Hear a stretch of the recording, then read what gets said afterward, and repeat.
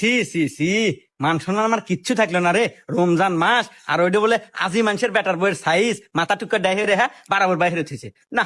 আমার এতটা দশ করে কি লাভ হইলো, সব আমার নষ্ট রে। সি, কি একটা বদজাত জাতের মহিলা আমি বেটার বউ বানানিয়া বাড়ি পুরো আনছি রে। আমার মান সম্মান সব ইজ্জত শেষ। আমি একটা হাসি মানুষ, মানুষের যদি একটা ভালো মন্দ কথা কমু, নিজের বাড়ি নিজে চিপ করে পাইলাম।